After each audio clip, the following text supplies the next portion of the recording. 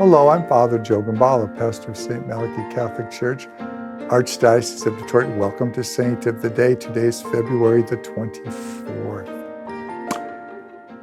And many of the other saints, I mentioned times when Christians were being persecuted and being brought before various types of Roman magistrates and said, well, if you'd only throw some incense on the idol, I'll let you go. Or if you just renounced your faith here in front of me, I'll let you go. And of course, all the saints that we talk about would never do such a thing. But there were a lot of people who did. There were a lot of people who were afraid. They had heard about what happened to the people who were killed, and they weren't ready to die yet. There were people who did throw that incense on those pagan altars. There were people who did renounce Jesus in front of those Roman magistrates. And then later on, when the persecutions faded and when things got back to times of peace, well, they would feel badly about what they did and would want to be reconciled with their fellow Christians. Now, I mentioned also that in these early times, Christians didn't have their own churches. People met in people's homes.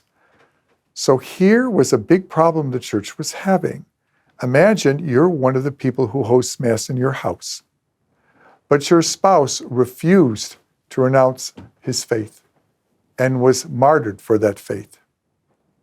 How easy would it be then to invite these people who did throw incense to save their lives now to come back into your home and celebrate the Eucharist? This caused a very serious division in the Christian community. And so many Christians decided they can never come back. Their leader was a priest named Lucius, and Lucius felt that, you had your chance, you were forgiven, you were baptized, you renounced it, and now you're on your own. But other Christians wrote that as, while this is very hard to do, and it may be difficult for some people, especially if they lost someone because that person stayed true to the faith, to forgive, we're called to forgive.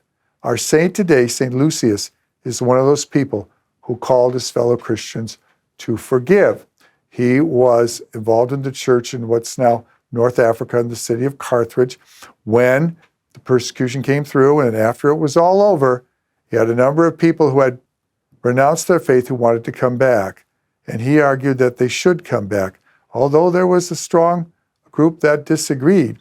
And despite Lucius' good efforts and efforts of the popes of that time to force reconciliation, there were people who simply split away from the church and formed their own community, the Innovation Christians. Of course, they'd meet in their homes, and the Catholics would meet in the other homes. But it's difficult sometimes to forgive. It's very hard. If you ever saw the movie The Shack and followed it through, the father's biggest challenge is forgiving the person who killed his daughter. And that's one of the most powerful, if not the most powerful part of the movie. When something is trifle, it's easy to forgive. When something is hard, it's very difficult.